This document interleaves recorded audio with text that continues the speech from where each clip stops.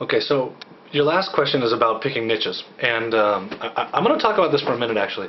So number one, I have a video that I created on how I pick niches, and I'm going to link to it here.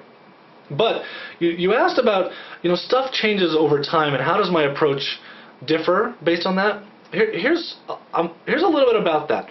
So over the years, I've seen tactics come and go, and I've seen which things have stuck. And because of that, I have chosen in my business to work on things that I think will be long-term.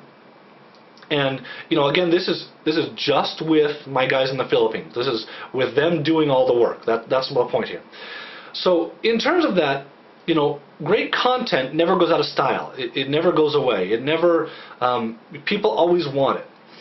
If you do SEO the right way and do it slowly over a long period of time, where it looks natural to Google, where a website starts here and it doesn't have a billion links all at once, that doesn't look natural. But if you start small and you get a couple links and you get a couple more, and then the next couple weeks you get a little bit more, and over the next month you have some more, and then you have more, and you get what I'm saying.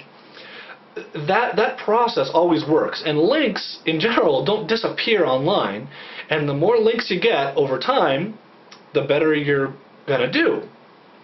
So usually in my approach to my businesses and things changing online, I'm trying to take a long-term viewpoint.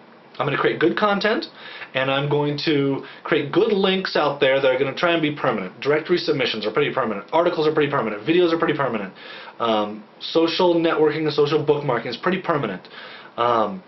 Getting links from high PR sites, depending on what you're doing, is pretty permanent. There's a lot of ways to get links. Building a mini-net is pretty dang permanent, to where you're going to benefit from this thing over a long period of time, and once that work is done, it doesn't have to be done again, although you do have to continue to maintain it.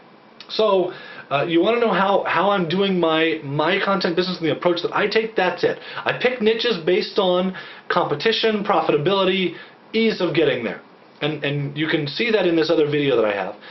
And then I pick the business model based on my work involvement in it. Can I do an affiliate business, or is it a digital business?